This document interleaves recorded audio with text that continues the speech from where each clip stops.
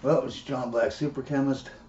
It's part 3 of the biggest trick that gender theory has played on us. Now I want you to look at this non-binary family that doesn't know they're non-binary that I went into the last video, the whole video.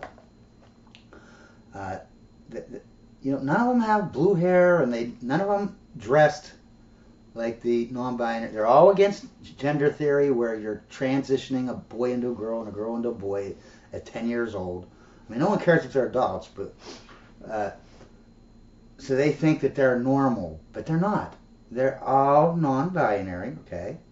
I want you to notice that only 2 out of 17 people in this family are actually married with a family, and those families, one of them doesn't want kids. The other one is doomed. 100% chance they're going to get divorced as soon as their kid gets out of the house. You know what I mean? It's pretty obvious.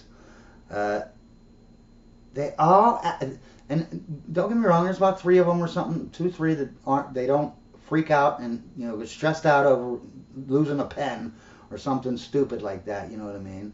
But the rest of them, they just act like nut jobs. Nut jobs.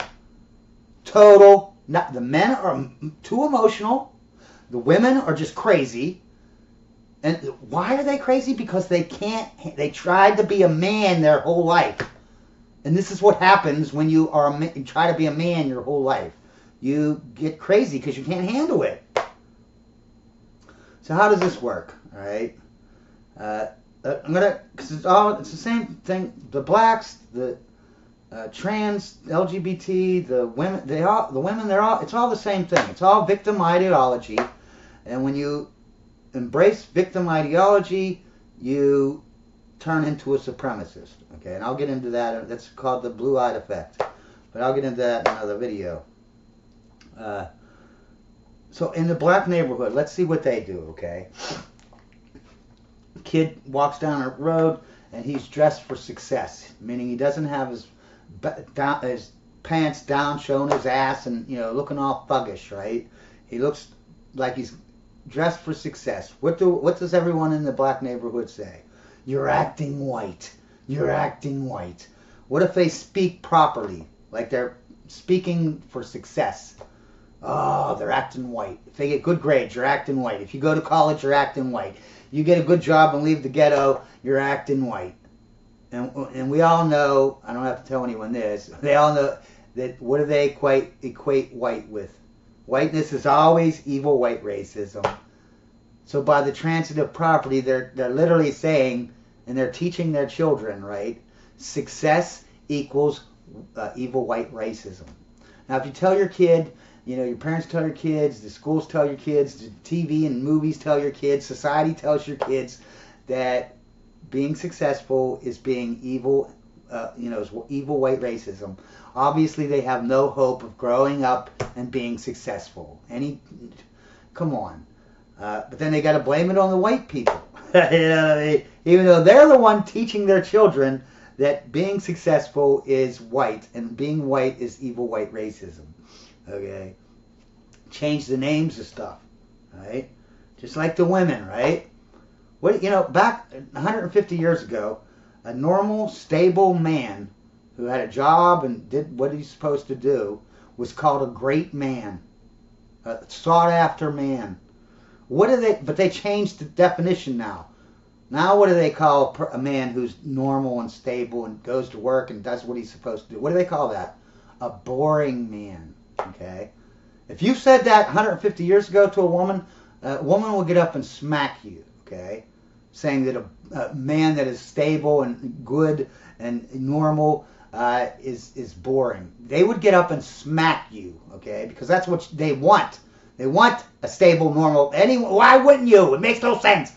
But yeah, these women teach this to their daughters. And then they wonder why their daughters grow up and they don't pick the normal, stable guy.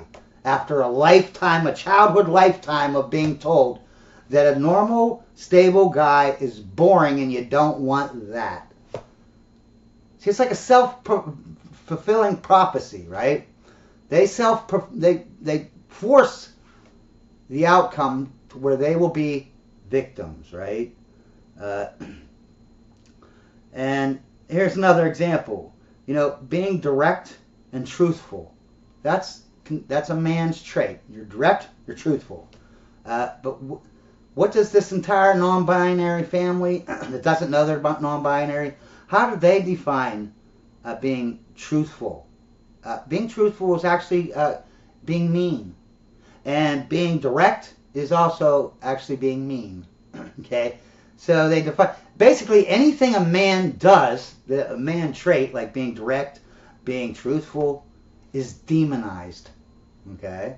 It's demonized. Just like being normal and stable is demonized, that you are a boring person. Okay? And they teach this to the boys. And then the girls, if the girl wants to just be a housewife and not work, and just be a woman because she thinks that a woman is a great thing, which that's true, a woman is a great thing. But what is the woman, and even the men, I'm not saying, but it's the single mothers. They swoop in, right? And when they hear that little girl say, I want to be a woman, they say, no. What you need to do is you can't trust men. You have to have a job. You have to do all this stuff. Basically, they're saying, be a man because you can't trust these men to be men. You have to be the man. Okay, being a woman isn't enough. And then her subconscious is like, what? Really? Being a woman isn't enough? Being a woman is crap? Yeah, so that's how they feminize the boys, because every time they try to act like a man, they put them down, tell them how they're being mean. Don't be mean. The little girls, they masculinize them by saying, you need to go out and work. If you can't trust men, you have to go out and work. Get a job. By demonizing, but they're demonizing boys and girls. So what are their children going to grow up to? Are they going to be men and women after a lifetime of being those genders being demonized? No, they're going to be something in between. Yeah, non-binary. That's what non-binary is. If you ain't in your place as a man, or you ain't in your place as a woman, then you're non-binary. That's what non-binary is. So they're basically raising non-binary children, right, that aren't going to be in their place, which would be fine if women, it's not the men, it's women they will not accept this. They cannot accept a man who is non-binary. Okay, they only can accept a man as a leader, all right? So that's the trick. See, and then you end up with these non-binary children that they bring up, right? They're emotional men, crazy women, right? And the marriage can't work. Not because the man can't be a partner. No, it's the woman cannot be a partner. The woman has to have the man in charge. Statistics prove this beyond a shadow of a doubt, okay? They cannot handle it, right? And so they destroy the marriage, so that creates a single mother. Then they create these non-binary men and women. They go out and have a marriage, right? The non-binary woman forces the man. Every time he's a man, she was taught that that's being mean, right? All her life she was taught that was being mean. So she demonizes her husband every time he tries to be a leader. But yet when he goes into that non-binary position where they're partners, she can't stand that either. Because this is not just a regular biomechanism. This is a survival biomechanism. Survival. And I don't care if her conscience can say all day that she wants 50-50, she wants a partnership, she wants this. But if her subconscious, you can't override. You can override biomechanisms, but you can't override survival biomechanisms. And her survival biomechanism will never accept a man who isn't being a man, isn't being in his place. So either way, she's never going to be happy. Because no woman can be happy with a non-binary man. And she can't be happy when he's in his place, because then she feels less than. She's been told that that's being mean. If he's in his place, then he's being mean. So how can the marriage last? It's not possible. It is not possible. Therefore, every marriage that has this non-binary children that were brought up by a single mother, it's doomed. And you're just going to create another single mother who does the same thing, okay? And I want you to think of this too. You know, there's many women I've asked this question to. You know, I'm like, well, if both parents work 75 hours a week, how long do you think the marriage will last? Do you think it could last for a lifetime? Every one of them, no, hell no, that marriage ain't gonna last. I'm like, well, how long do you think? Oh, 5 years, maybe 10. You know, because there's super people out there. Every last one of them say that same exact thing. And then I say, well, you know, when a woman, you know, has the first 10 years, she has kids, right? She's working 50 hours a week, right? The man is working 50 hours a week, right? But if you have a woman work, right? Now the man works 50 hours a week, the woman works 50 hours a week. But what about that 50 hours that the housewife used to do? That has to be split up, right? So now the man works 50 hours a week outside the home and 25 hours a week inside the home, and the wife does the same thing. That's 75 hours a week. Every woman, before I say this part, every woman says it's impossible. We aren't robots, they say. No one can endure 75 hours work week and just have a marriage go and it's just going to work out. But as soon as you point out the math, which is simple math, it's not like geometry or trig or calculus or something. This is third grade math. Each parent is working 75 hours a week if you both work, okay? And you're doing your job, right? What happens, though, they don't work 70 hours a week. They do their jobs because they have to or they'll get fired. But the job at home, raising the kids, taking care of the house, they get lax on it because no one can endure this. And then they just argue. Well, I want you to do more. And this, I want you to do more. Because no one can do that much. Everyone on the planet agrees that if you work both parents 75 hours a week, it's insane. You'll never last. But as soon as you say, well, then a mother should stay at home and not work. They're like, no. Both parents need to work 50 hours a week outside the house and 25 minutes, which adds up to 75. You're contradicting yourself. You're contradicting yourself. Okay?